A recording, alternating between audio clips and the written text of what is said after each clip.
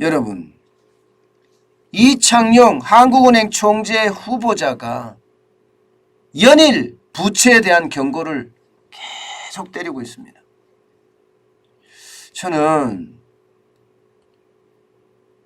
이런 어떤 계속되는 경고 있잖아요. 이것은요, 굉장히 저는 심각하다 이렇게 받아들입니다.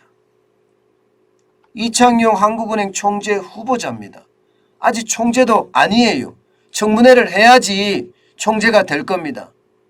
그런데 기자만 만나면 앞으로 대출금리 상승하면 고위험 가구로 편입이 늘어날 가능성이 있다. 이렇게 아예 이야기했습니다.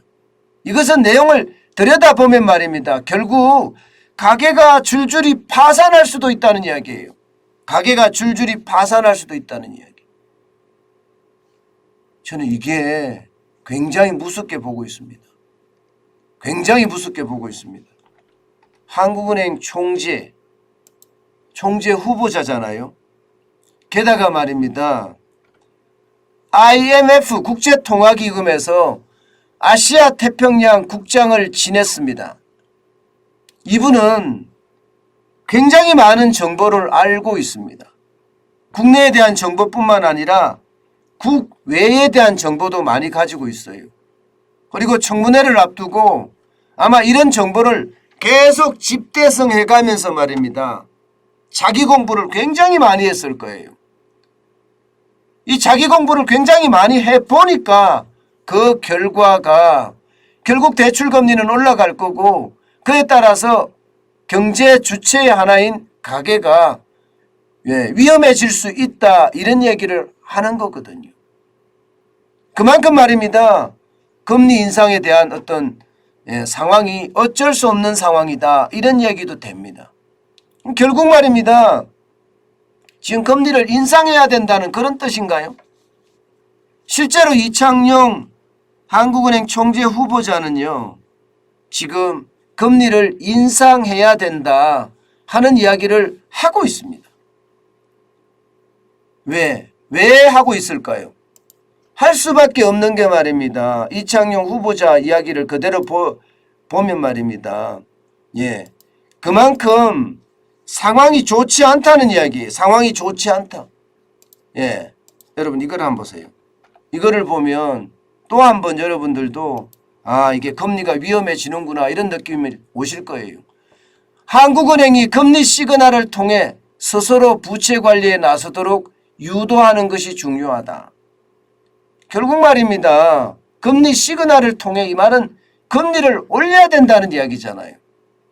올려야 된다는 이야기잖아요.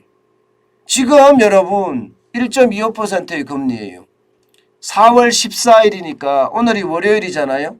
이번 주 금요일 날이 4월 14일 날인가요? 그러면 그 4월 14일 날 금융통화위원회가 개최가 됩니다. 지금 현재까지는요. 금융통화위원회에서는 주상영 금융통화위원이 아마 한국은행 총재 대행을 할 거예요. 회의 주재를 하기 위해서. 근데 이분은 비둘기파거든요. 쉽게 말하면 금리를 안 올리자는 주의자예요. 그래서 금리를 안 올린다고 이야기하는데 안 올릴 거다 이렇게 이야기해 왔습니다. 근데 이창용 한국은행 총재 후보자는 올려야 된다. 올려야 된다 이렇게 계속 이야기를 하고 있습니다. 그만큼 말입니다. 가계부채에 대한 위험성이 크다는 것을 지금 단적으로 이야기해 주고 있다 이런 이야기입니다. 여기에다가 말입니다. 여러분 이창용 한국은행 총재 후보자는요.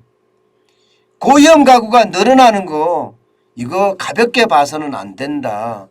2016년만 하더라도 32만 가구였는데 2020년에는 40만 3천 가구입니다. 여기에다가 대출 만기 연장한 가구들도 많잖아요. 자영업자들도 많고요. 가게도 많습니다. 그러면 고위험 가구가 좀 줄어들 수는 있을 거예요. 왜? 대출 만기 연장이나 원금 상환주의나 이자 상환주의를 해줬기 때문에. 그렇지만 전체적으로는요. 여러분 지금 굉장히 빠른 속도로 늘어나고 있는 상태입니다. 고위험 가구가 말입니다. 그러니까 이창용 한국은행 총재 후보자도 이 부분에 굉장히 집중하고 있다 이런 얘기가 들고요. 또 하나는요. 가계부채가 너무 많이 늘어난다 이거예요. 이게 80%가 넘어가면 국내 소비에도 충격을 줄 수 있다 이런 얘기거든요. 소비라는 건 여러분 경제 성장률의 세 가지 팩터 중에 하나입니다. 세 가지 요소 중에 하나입니다. 예, 소비라는 게. 그리고 그 소비는요 경제 성장률에 가장 영향을 많이 미칩니다.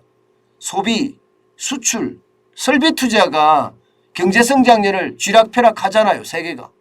그런데 소비가 그중에서 가장 많은 영역을 차지하는데 소비가 줄어들게 되면 우리 경제가 어려워진다는 이야기를 지금 이창용 한국은행 후보자는 이야기하고 있습니다. 2021년 기준으로 GDP 대비 가계부채 비율은요 106.5%예요. 80%가 소비의 기준점인데 106.6%면 우리는요 돈이 없다는 이야기가 맞아요. 가계에 돈이 없다. 그래서 소비를 못한다. 예, 실제로 말입니다. 지금 거리두기가 많이 이제 완화가 됐잖아요. 그런데도 말입니다. 주말에 가게들이 장사가 안 됩니다. 일요일날 제가 점심 먹으려고 이 근처 제가 여기가 서울 법조타운이거든요. 예, 문정동에 있는 법조타운인데 가게들이 문 연 곳이 별로 없어요. 문 연 곳이. 예, 이게 미접종자들을 가게에서 안 받아주니까 제가 안 가기 시작한 게 한 3, 4개월 정도 될 겁니다. 그 사이에 말입니다. 가게들도 많이 문을 닫았지만 문을 연 곳이 거의 없어요. 점심 먹으려고 한참을 돌아다녔거든요. 상황이 이렇다면 여러분, 예, 왜 닫았겠습니까? 손님이 안 오기 때문에 닫는 거잖아요. 손님이 안 오기 때문에 닫았다는 것은 결국 소비가 그만큼 줄어든다는 이야기예요. 그러니까 이창용 한국은행 후보자도 가계부채가 늘어나는 거 굉장히 걱정을 안 하고 있는 거죠. 1862조 1000억 원이라는 이 숫자 말입니다. 결국 말입니다. 이창용 한국은행 후보자는 지금 청문회에 앞서서 쉽게 말하면 금리 올려라. 저는 이 시그널을 보낸다고 봅니다. 결국 4월 14일 날 금리를 올려야지 미국이 5월 4일 날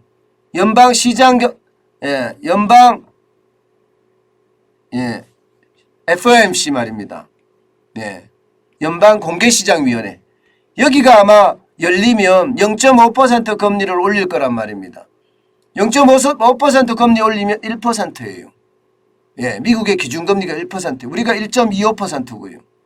자칫 잘못하면 한국 시장에 투자한 외국인들이 지금보다 더 빠른 속도로 탈출할 수도 있습니다. 저는 거기에 대한 우려감이 더 크다고 봅니다. 어쨌든 지금 이창용 한국은행 총재 후보자의 어떤 연이은 경고 이것은요 우리가 분명하게 알아들어야 됩니다. 예, 이거 한국은행 금융통화위원회 14일 날 개최될 때 만약에 말입니다. 예, 금리 인상을 안 하고 동결을 한다. 야, 이거 굉장히 저는 실기한다고 봅니다. 2월 달에 이미 저는 금리를 올렸어야 된다고 생각을 해요. 1월에 올렸으니까 2월에 한 번 더 올려서 시장에 대한 충격을 조금 더 줬어야 된다고 생각해요. 그러면서 말입니다. 금리 인상에 대한 대비책 시장이 마련하도록 시장은 마련해야 되거든요. 안 하고 가만히 있다가 금리가 갑작스럽게 오르면 대처 능력이 떨어집니다. 안 그래도 말입니다. 지금 바닥 경제는 지금 몰락한다. 뭐 전멸한다. 절망한다. 멸망한다. 뭐 이렇게 이야기할 정도로 지금 어렵잖아요. 그런 상태라면 여러분 저는 그 어느 때보다 금리를 인상을 해서 이게 시장에는 굉장히 경계하는 스스로 나는 돈 덜 빌려야 되겠다는 그런 경계의 신호 반드시 줘야 되고요. 또한 외국인들이 빠져나가는 것도 저는 막아야 된다고 생각을 합니다. 이대로 가면 긴축 발작의 위험은 더 커지지 않을까 저는 그런 생각도 해봅니다.